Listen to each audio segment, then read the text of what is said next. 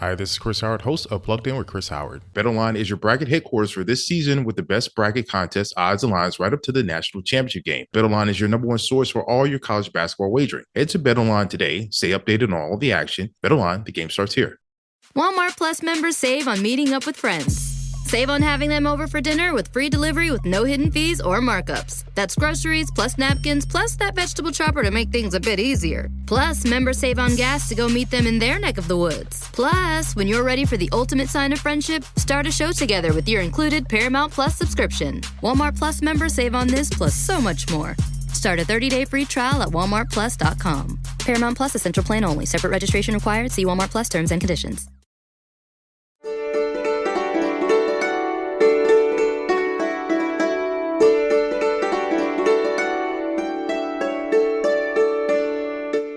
Well, welcome everybody to the Media Roundtable Special Edition, where we dive deep into the secrets of the craft around audio in service of the Chief Audio Officer. That is that special person whose job it is to make their brand successful through audio advertising. It is a very narrow lane, but as we see it, the Chief Audio Officer really sits at the top of the pyramid in the whole ecosystem as the brands go who sponsor and ultimately fund the whole economy of podcast and audio.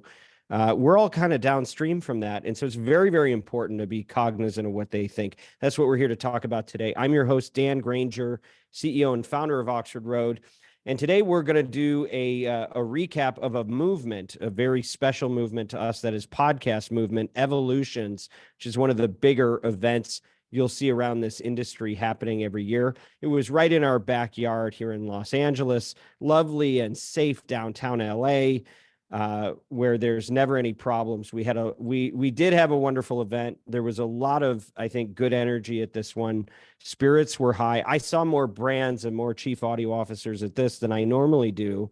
This is an event that kind of started to serve the creators and kind of the long tail of people that really had a vision of what they wanted to build from a programming standpoint in their show. But it's really become a pillar of the marketing industry and, you know, the whole machinery that we're a part of around it.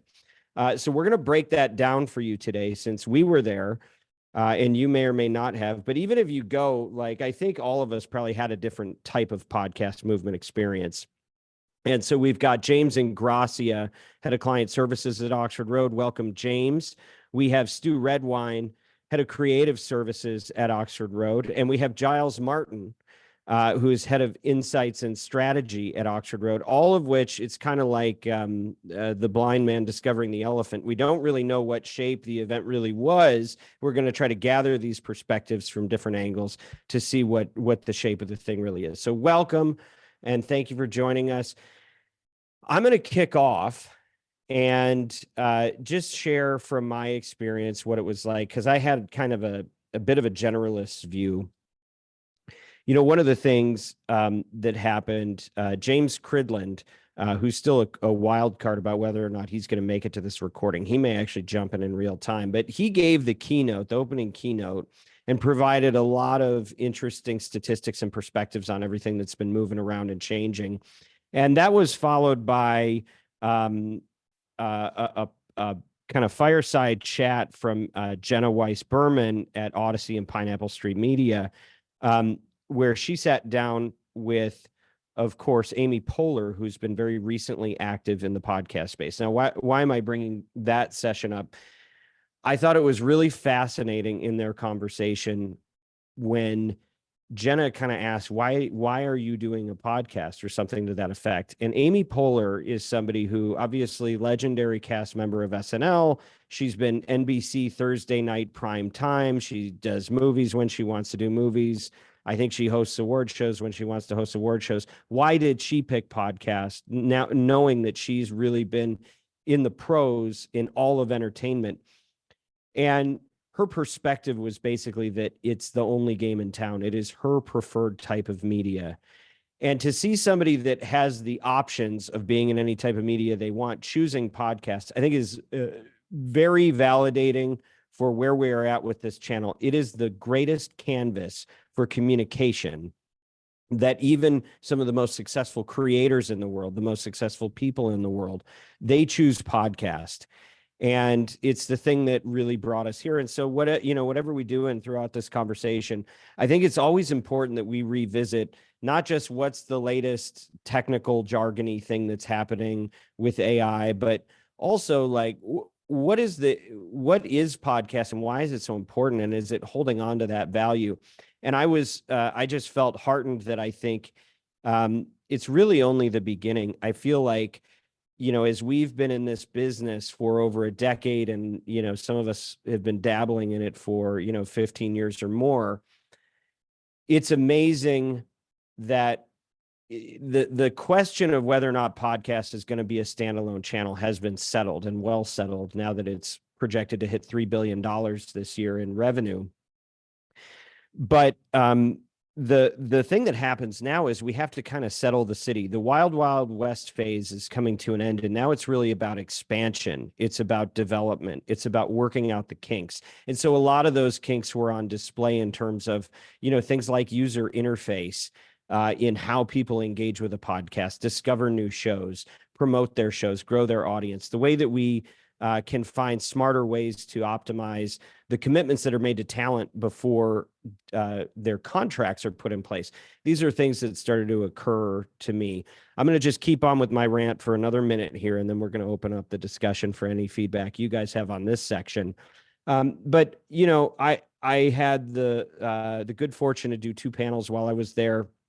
One of them was called A View from the Top, which I was flattered to be put on that list. But I sat down alongside Drew Marcus, who's with Guggenheim, kind of representing the finance side, Jenna Weiss-Berman from Pineapple Street, who I mentioned earlier, Sarah Von Mosel from SiriusXM, and Steve Goldstein with Amplify Media. And so we're kind of looking across the industry, and we're talking about different themes.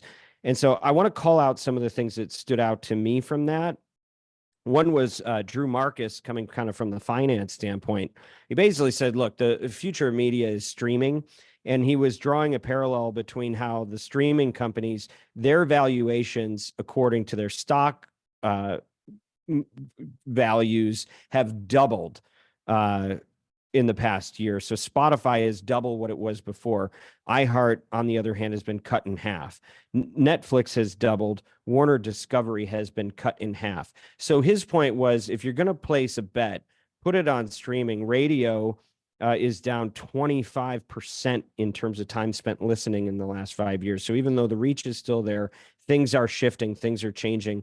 And that moment where we have critical mass on the digital versions of these channels, we are now in that era. So we're all kind of organizing ourselves accordingly. Some of the other things that were talked about, when somebody creates a show, do they gate it? Do they only play it on SiriusXM? Do they put it in the open ecosystem on iTunes or YouTube and wherever else? Do you hide it behind the iHeartRadio app or any number of publishers' apps? Spotify, who is the really kind of the leader in the space by revenue and several other metrics, they have concluded that time is over. And that was reinforced by SiriusXM and others who basically are just saying, like, look, we're going to go where the audience is. That's where this thing is headed. Another topic that came up a lot was YouTube. And Jenna with Pineapple Street and Odyssey made the case that they've really indicated they're not that serious about podcasts. They have a podcast app. They get rid of the podcast app. They don't take an RSS feed, so you have to come up with different measurement practices. They're looking at it.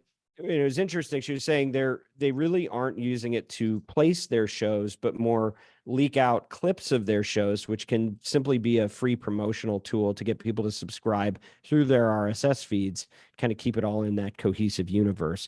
I imagine that people are going to go one of two ways on that, but it's interesting to hear how people are starting to respond in the current climate that we're in. Now, when I got my chance to talk, I think there are really two things that I'd like to repeat here. One is, when asked what I'm seeing from the advertiser's perspective, the point I really wanted to make to the room, and this is a room largely full of publishers, and salespersons that are in the industry. It's not like it's a room full of creators, and it's really not a CAO heavy lineup. So the message I wanted them to hear is that, all this trouble we hear about, all these rounds of layoffs that are going on across media, and the tightening of the belts and the lowering of the budgets, and the more fiscally conservative approach of seeing investments pay back faster, like with the minimum guarantee situations, things like that.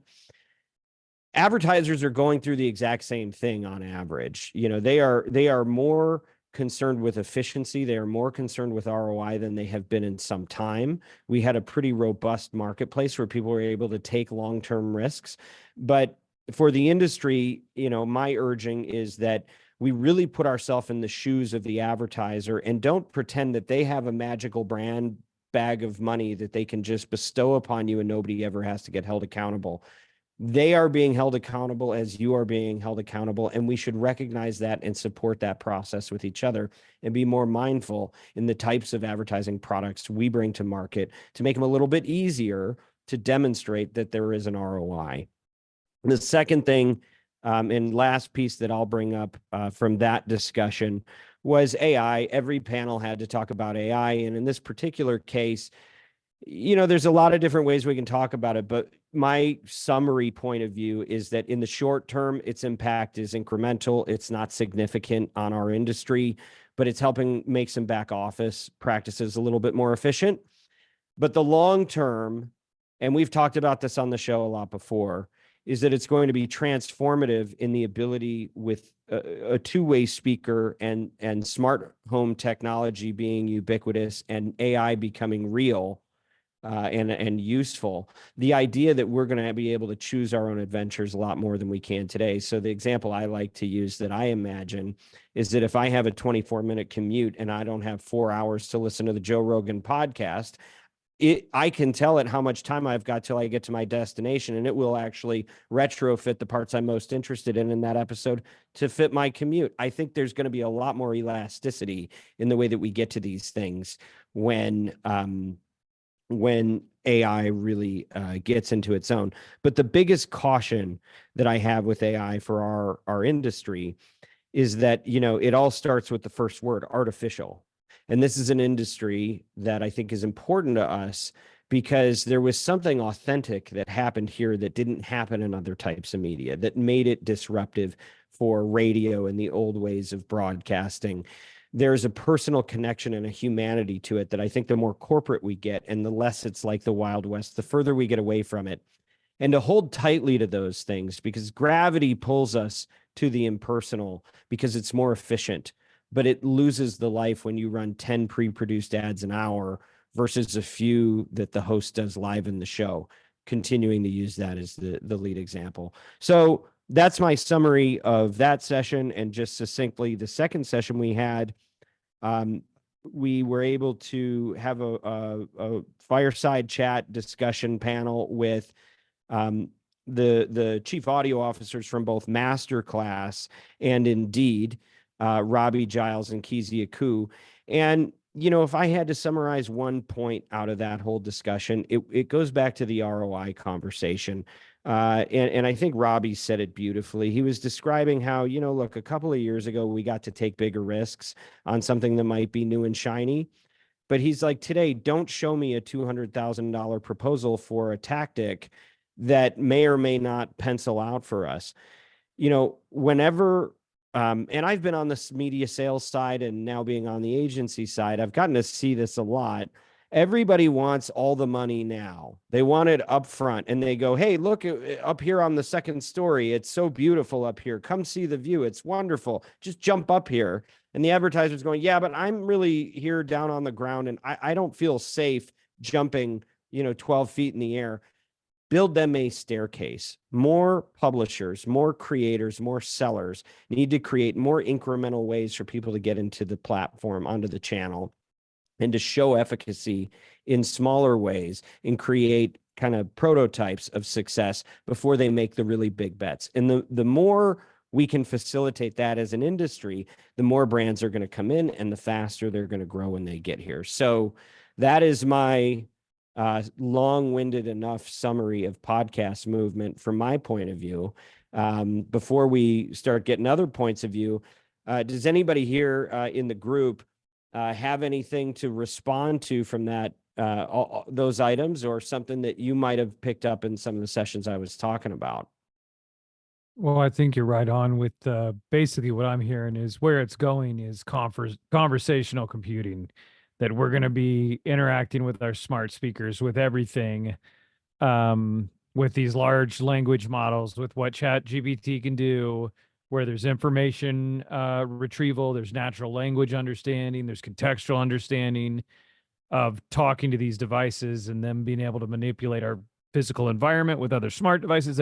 There wasn't enough talk about that when they would ask in the different sessions I was in for predictions of the future. I think you're the only person that even got close to that prospect of that conversational stuff. I think that that's right around the corner. It's something we've been talking about for a while at Oxford Road, actually, the conversational computing future and how, cognitive architectures are coming in to facilitate those types of real conversations in a way that neural networks couldn't. And it's starting to happen. I think it's really where the AI conversation ultimately is heading. And I agree with you, Stu. I feel like we sort of are getting stuck at a fairly entry-level point of the AI conversation, if you will, and not necessarily following it through and really looking at what all the sort of medium-term implications are. Well, and the thought I had during this session, I had this thought. I shared it with James. He's like, save that for the summer, but I'll just say it now.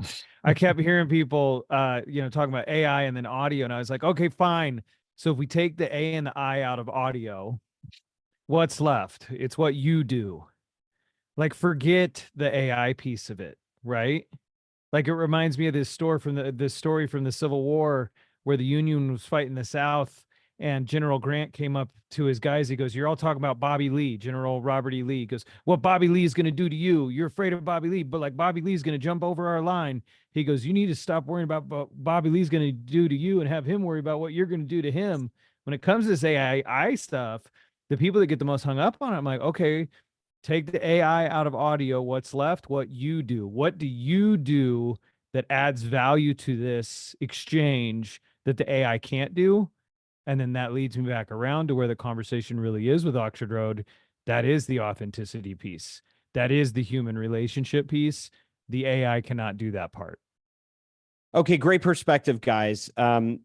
Stu, let's go to you next. I believe this was your first movement, as I understand it. And I'm interested in what was it like for your first time, and what were your observations? What'd you get to learn? Catch us up. Yeah, I mean, a huge piece of it was personal, that it's like all roads lead away from Oxford Road, but then they lead back. I suppose so many of the people in the space that I see that are the high ups at these other companies, it's like, oh my gosh, yeah, you were Oxford Road class of 2014. You're Oxford Road class of 2015. Oxford Road, and people came up to me like, yeah, it's like a rite of passage, if like you've been through the fires of Oxford Road, then you can do anything. So that part was cool. It felt good to know that we've been busy making the ads work. And so I haven't been to those. I'd say I have a couple big observations. Like, one was like an underlying terror of YouTube, underlying kind of fear of YouTube. And then it's hard for me to not kind of just conclude like, yeah, that makes sense. Like, it will eat everything. Of course it will. I mean, look how well financed they are. And then the other thing was like a myopic view, which kind of relates to that. But just your podcast is fine and all, that's cool. Delivering audio via RSS, but it was like, because it's so narrow, and I know it's called podcast movement, and maybe this is ridiculous. Maybe it's that we deal with audio more broadly. It's like, man, are you not seeing the forest for the trees? And that, like, so much of it felt so narrow and so focused on such a small piece.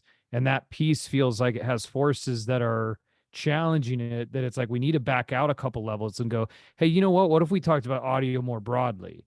What if we talked about, not that you have a podcast, but you have a show, right? What if we loosen it up a little bit, back up a little bit to take a broader view?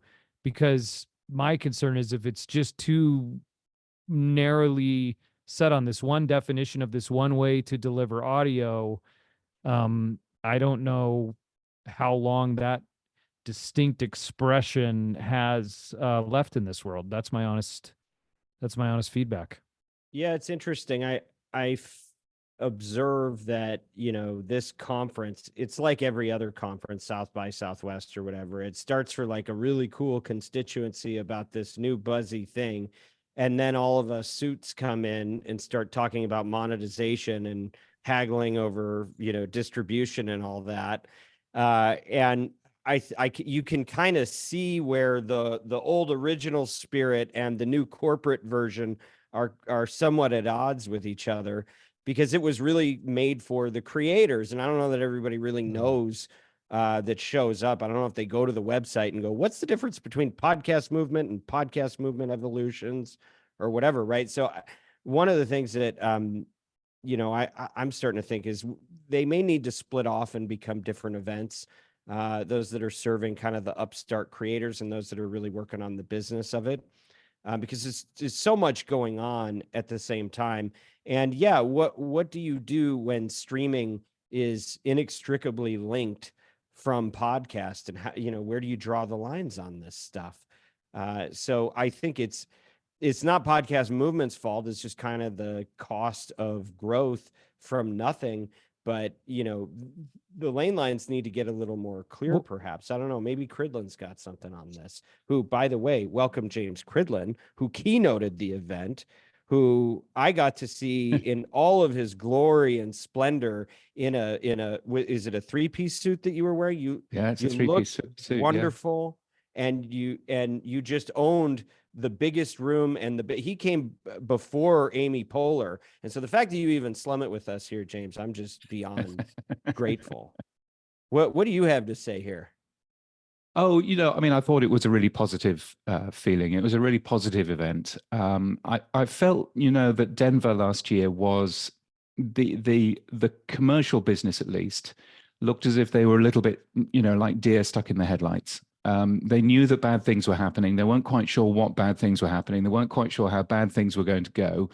Weren't quite sure what to expect. Whereas I think now we've gone through some right sizing in the US. We've gone through some understanding of what Apple has given us to work on, you know, as well. And actually, I think we're all much more comfortable in where the future is going in terms of the industry. And so I felt a very positive feeling out of that. I am wearing my Mopod t-shirt this morning because obviously the Mopod story came out while Podcast Movement was going on, which, if you're not familiar with it, they have a product which they haven't been marketing, but which quite a lot of very large people have been using. And that essentially, you know, if you're there, you know, playing a racing game and you need another go on the car, then you can go and subscribe to a podcast, and then Mopod will then give you a new game for your, you know, a new go in your racing game. It seemed to me the sort of the unpleasant underbelly of what downloads drives versus. Do you consider that fraud, James? Do I consider that fraud? I mean, the owner of the company, Mike Whiston, said these are intentional subscriptions. They appear with a list of all kinds of other things, and people are choosing to subscribe to a podcast. I'm not so sure necessarily that that's the case. I mean, he does point out that gamers aren't all, you know, 12-year-olds. That most gamers are, you know, an average of 35 and have a household income of 70 grand. But even so, I'm not so sure that it's entirely a listener. And Dan Meisner has written a nice blog post since saying you can buy traffic, but you can't buy audience. And I thought that was a nice sort of theory of what the difference is. Yeah, so it was interesting seeing that, and interesting seeing two things. Firstly, that a lot of the industry was really quite angry when they found out that was going on. And secondly, that as soon as the story broke, the Mopod booth was emptied and they walked away. Literally, it was just an empty shell on Friday. Retreat. Yeah, I mean, it really was. So I'm pleased that I managed to get one of the T-shirts, which are quite Yeah, nice. well done. Prior to them ending up doing that. So that was really interesting. My final sort of thought was, does that around T-shirt count as a download? I just want to know for any podcast. maybe for them it does. Yeah. So I think the final thing was just you mentioned YouTube there, Stew, and I thought, well, in fact, two final things. Firstly, Stew Redwine is taller than I thought he would be. And secondly, you mentioned YouTube a little while ago, and I think it was interesting having a chat with a guy from YouTube. The feedback that I got from podcasters was very negative about YouTube and what they were doing in this space and everything else. Very clearly, they are listening. Very clearly, they want to be friends with podcast creators, not necessarily friends with podcast publishers, but definitely friends with podcast creators. And they have unveiled all kinds of, all kinds of sort of meetups and things like that. So I think from that point of view, that's interesting. And I think we've had too long in this industry people coming in and going, we're going to ignore you guys. We're just going to do what we think works. And I think being a little bit more collaborative is going to work quite well for them.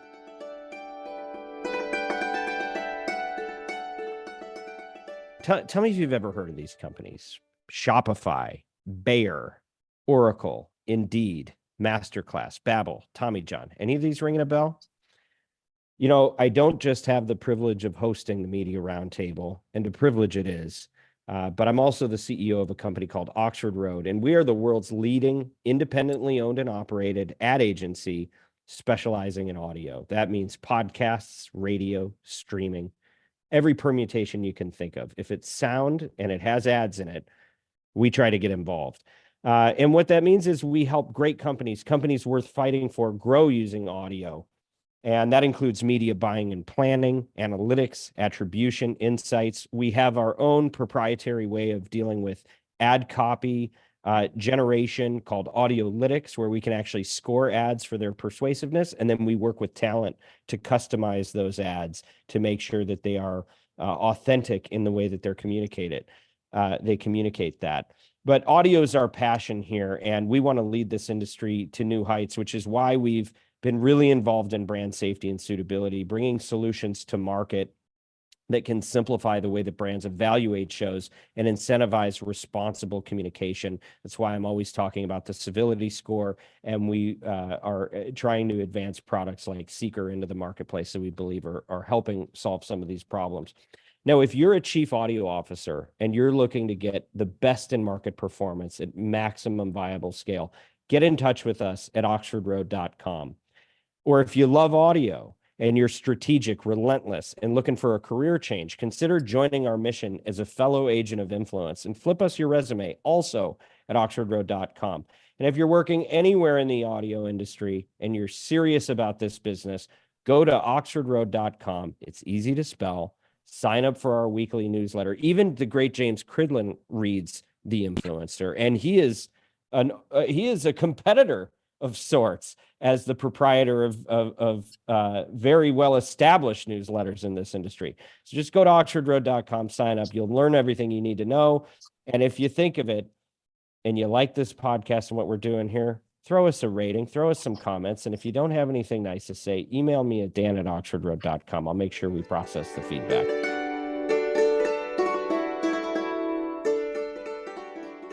I want to say two things really quickly. One about Stew's height. Stew and I met in college, and we actually lived in a place where there were four of us sharing an apartment, and all four of us were the exact same height. So we are both the same height. Usually people tell me that I'm shorter than they expected. But yeah, truly I think we're both just normal. So in my own defense, because inadvertently I'm the same as Stew, I think this is what average looks like. Anything you want to add to that, Stew? Yeah, that is, I think we do come in right at the average height of a male on the planet Earth. And so if you ever wanted to know what average looked like, guys, Look at stuff. us. Just feast your eyes. Very Yeah. average. I don't know how Why tall we're you in the thought. audience. I don't know how tall you thought I'd be.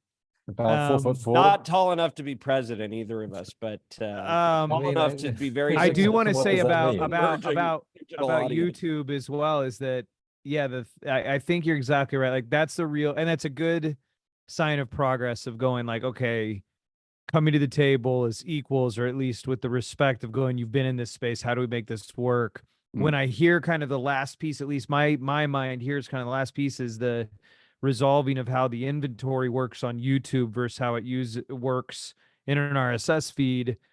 And how do we do that? It's like, if the last piece is really just kind of a technological question, and we've got like one of the largest tech companies in the world behind solving that problem, then that's what kind of makes me jump to that conclusion of then, oh, that YouTube will eat all of it. Well, I think You go. Well, I think there's a couple of interesting things here. I mean, the key point for me is if you're a podcaster who monetizes via inserting ads into your show, all of that money goes away on YouTube.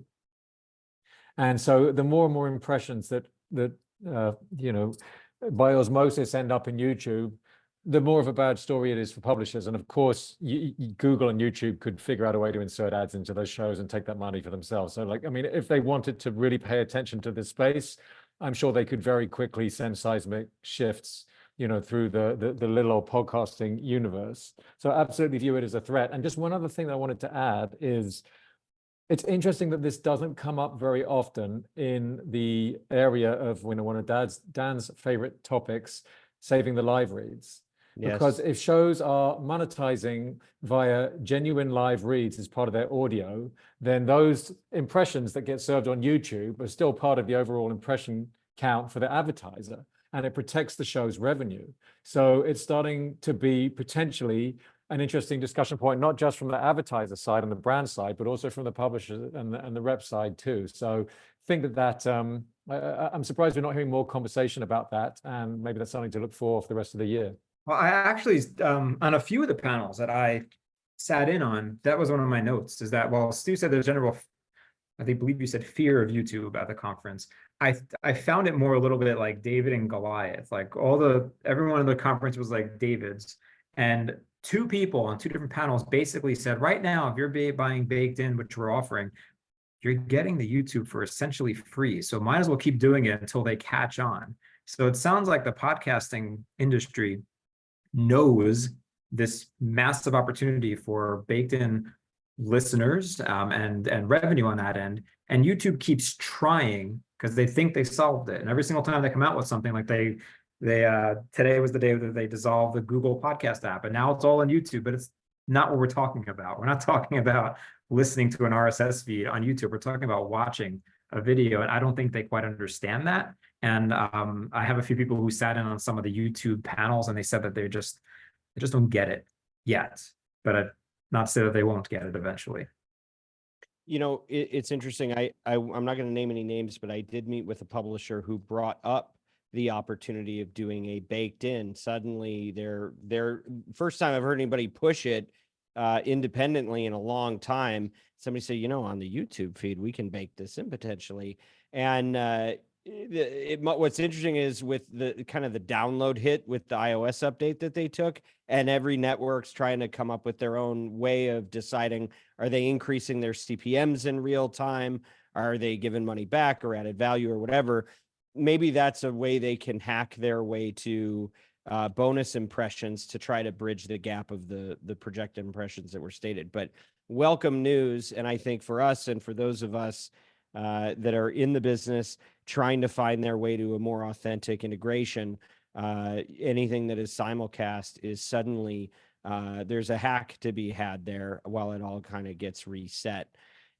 Just to go back to the Mopod thing for a little bit, which is hilarious that you have that t-shirt, James, and before you put it on eBay and sell it for millions of dollars, just know that for our YouTube listeners, they can't see it right now. So you may need to get that logo a little more prominent, or just your screen. But my observation is that I don't think personally, and I wonder how you guys think about this, I wouldn't have a problem if they used that type of method to market the show and introduce it to new future listeners if they didn't count those downloads in any of their rankings or claims. If they were simply doing it to say, hey, if we can just get more people in the tent to sample it, then it'll all work out later. Like, that's fine, go in health. But the fact that they're doing it to be exploitative and that they already got tagged on it before, and we did as an industry, and here we go doing it again. Surprising and a bit of a bummer, but always better if you give the disclaimer up front, right? No, I think that there's a difference between doing it with a episode complete with ads in it and everything else, and doing the same thing with a trailer. I think trailers are a little bit different. I think if you want to promote a show to as many people as possible, get that trailer out, play that trailer to as many people as possible, because firstly, that trailer won't have any ads in it. And secondly, that trailer is the correct thing to put in front of a new listener to explain what a show is all about. All great podcasts ought to have a trailer. And a quick plug, there is a podcast that you can get right now, which is called New Podcast Trailers. And it contains just that, new podcast trailers from all kinds of shows that I write about. I think trailers are a super useful tool for that sort of thing. And I think as soon as you start throwing full episodes in front of people that had no interest in actually having a listen, then I think that's a real concern. Mopod are not alone. I've found at least one other company who is doing something similar, and in fact possibly even worse, if worse is the correct word here. Do you want to out them here on the Media Roundtable podcast, or do you want to save that for your own publication? World exclusive. I have sent them a request for comment, and I'm looking forward to hearing back from them, particularly since one of them, I find it interesting. They have 3 different products out there. One of them they say is an IAB compatible download, which always starts a little bit of a alarm bell. The other 2 specifically talk about downloading audio even if the user doesn't even press the play button, which is even worse. So so I'm looking forward to finding out more about that. So they're not alone. And I think the concern really wasn't that Mopod is doing this. The concern really was that very large podcasters, Lemonada Media, Wondery, were using this particular product and were seemingly either happy about using that particular product or were unaware that the product did what we found out that it actually does. So props to Ashley Carman for taking that at Bloomberg, for taking that story and really doing a good dig on that story. She does a good job. Don't mess with Ashley Carman. Don't mess with her. One of the things that comes to mind for me is, the ongoing question of, downloads versus listens or impressions. And, we managed to do fairly well with just download data because podcasting is a channel that works very well for our advertisers. And as long as those returns are coming in, there's less demand for real sort of accountability and perhaps the type of transparency and diligence that you might see in traditional media channels. But I mean, James, I was wondering if you have any thoughts on the potential implications for getting access to listens, whether there's any conversation around that you're hearing more recently, or perhaps particularly in response to these types of, stories breaking, because ultimately that's what brands want, that's what agencies want. We want to know who's listening and when ads are being consumed. We don't just want to know when shows are being downloaded, and we can let it slide a lot of the time, but this type of thing just really exacerbates the issue and makes the conversation more urgent. Yeah, I think so. I think, actually, if you have a look at the podcast market out there, around 60% is either downloaded by Apple Podcasts, by Spotify, or indeed by YouTube.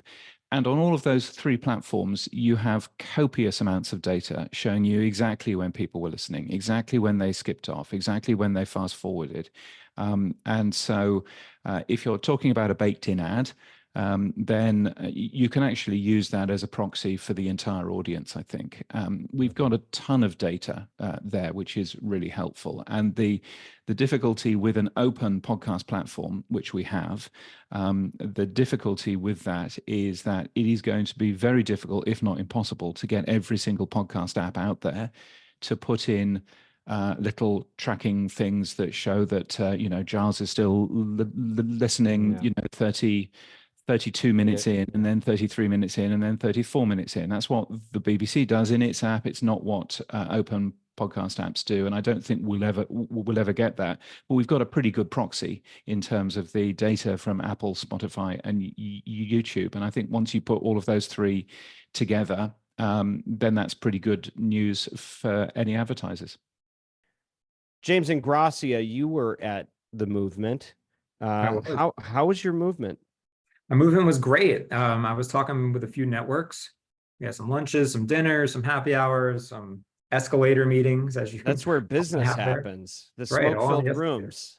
It was actually great. And one consistent theme that I found, I know we've been talking about YouTube a lot, but it's really just around video and simulcast. I was in one of the 2023 lookbacks where they gave all the stats, and YouTube, same story, that it's one of the highest platforms for consuming podcasts. And one thing that I did hear from several people on panels is that we're not telling you to go make a video of your podcast, only do it if it makes sense. And that's what the big takeaway was from a number of panelists that I saw, was that if your podcast makes sense on audio, keep it audio. If it makes sense for video, put a camera in there. Don't just do it to do it, because then that cheapens the quality of both. And so they basically said that they make content decisions. This was a network talking, based on where their audience reacts the most. And sometimes it's video, sometimes it's audio, sometimes it's both. And I did hear that several times, but I do think that was a major theme, was podcast isn't just audio anymore. It is not just audio. And I think back to Stu's point, we are running into a bit of an identity crisis in trying to figure out how to define it. And how do you even get to agreement on this sort of thing? And who is the council that makes these type of decisions? Is it the IAB defines it, and then we take that as gospel, or does that come from another group? Is it Brian Barletta that's going to tell us? Do we just go with whatever the trades start picking up? Like, that's how the word podcast got started, was somebody just called it that in an article, and that's what everybody started calling it. I don't know. What do you think it would take to actually start getting standard definitions around some of this stuff? A miracle. Yeah. Well, I mean, hey, Giles, you've been in other types of media. I don't know. I'm just a lowly audio spot schlepper. When you look at the digitization of non-audio channels, can you think of how these things, how was the West one in digital video and any of the other proxies that we might have? Well, I think that's why you have bodies like the IAB, and they come in and they try to bring order out of chaos, and not just measurement, guidelines and specs, but also definitions. And I think, we can continue to look to them in podcasts. I don't think you're likely to get, industry alignment from another source, because they've sort of, even if maybe as a proxy, they're sort of a de facto sort of podcast authority at this point. I mean, maybe there are other industry bodies that I'm not paying as much attention to who might want to stake a claim to that, so you may be aware of even. But I think that, if it's going to happen, it's probably going to happen that way. I kind of think that there's a newer group that I'm starting to see do events periodically. It's called the Chief Audio Officer Club. Yeah, that's an interesting it's really one. brand. So should the people who are asked to pay for this stuff have a seat at the table in divining what we call the things that they're buying, or is the customer never really considered in these things? Does the seller define what it's called, or the buyer when there's confusion? That's a good question for ChatGPT. If only we had a magic machine that could give us such context. With that, we're running so low on time, and I mean, we could have done this as an 8-parter, but don't worry, I there would, will be another conference to cover in a couple of weeks, I'm sure. Giles, what do you I would have? just like to add, not so much from any of the panels that I spoke on, but from the Edison presentation. Obviously, the infinite dial is quite a big thing for the audio industry in particular. Obviously, they have content and research on social media and other channels as well. But I think we often use that particular data point about monthly podcast listening as something of a barometer for the industry, and almost a sort of, the data point, if there was going to be one data point for the industry. And it was very interesting to see the latest data from them. I don't know if you remember, but when we went coming out of the pandemic, we had seen that gradual growth in the monthly listening figures, going from, I think, 37, 38 to 41 in 2021. So a nice big pandemic bump. And then for the first time ever, we saw that monthly listening number jump back in 2022 to 38. And last year's Edison results, I think everyone was watching them very, very closely to see, well, is this pullback something that's going to be sustained? And we saw it jump back. It exceeded the 41 from 2021 and got up to 42% of people listening monthly. So it was a sort of net gain, but not a huge one, but at least we were back on track. But this year, that number's jumped to 47%, which is a big, big jump that I think perhaps most of us weren't expecting. And, does mean then that almost half of the population of the United States, 12 plus, has listened to a podcast in the last 12 months. And I think that that's a fantastic stat, and, actually bodes well for us getting above 50% next year. So phenomenal for the industry. Phenomenal for the industry. Unsurprising, but I think it just kind of goes back to maybe some of what I was sharing at the beginning of the show, the inevitability of podcast. We've got a good product here, and yeah, we stub our toes once in a while as we try to, look at downloads and find our bearings in terms of our definitions and standards and practices. But ultimately, you can't change the fact that it's just a beautiful blank canvas that provides so much room for the imagination to exchange information, to have discussions that really can't be had as well in other channels. And this movement is not going to stop. And I'm just grateful that we all get to be a part of it. I'm grateful that you, fine gentlemen, have been able to share this with me. We're sorry for the loss of James Cridland. Just so you know, if you've been listening to James Cridland's voice, he came in a little late and then his computer crashed early. And so we were not able to complete his segment, but he will be back and he is safe.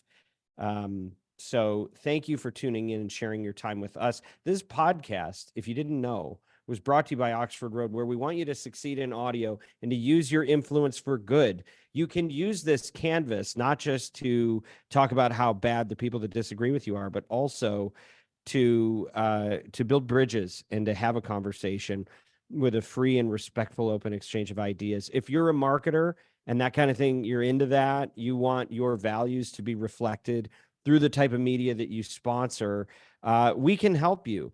Reach out to us, Oxford Road. Go to oxfordroad.com and subscribe to our weekly newsletter, The Influencer.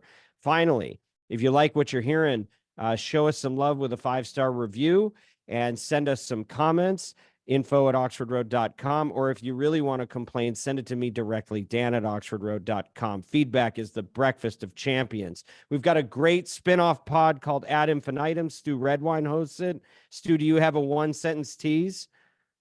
Listen to Ad Infinitum to find out what makes audio ads work and how to make them work better. Where do you do it? Anywhere you get your podcasts. Perfect. Audiolytics approved. Thank you to our guests, James Ingrassia, James Cridland, Giles Martin, Stew Redwine. Thank you for all the other people that worked so hard on this behind the scenes. Bianca, Kyle, Haley, Ezra, Mary Jane, Everett, Neil, the team at Podcast One, the people that we forgot to write on the list. And as always, influence responsibly.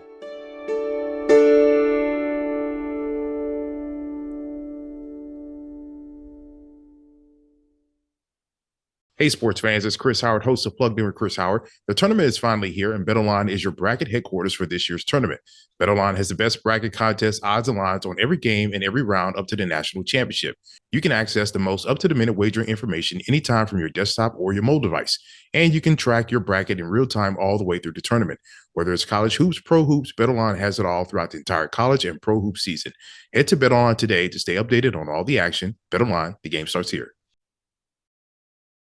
Walmart Plus members save on meeting up with friends. Save on having them over for dinner with free delivery with no hidden fees or markups. That's groceries plus napkins plus that vegetable chopper to make things a bit easier. Plus, members save on gas to go meet them in their neck of the woods. Plus, when you're ready for the ultimate sign of friendship, start a show together with your included Paramount Plus subscription. Walmart Plus members save on this plus so much more. Start a 30-day free trial at walmartplus.com. Paramount Plus Essential Plan only. Separate registration required. See Walmart Plus terms and conditions. At Capella University, you'll get support from people who care about your success. From before you enroll to after you graduate, pursue your goals knowing help is available when you need it. Imagine your future differently at capella.edu.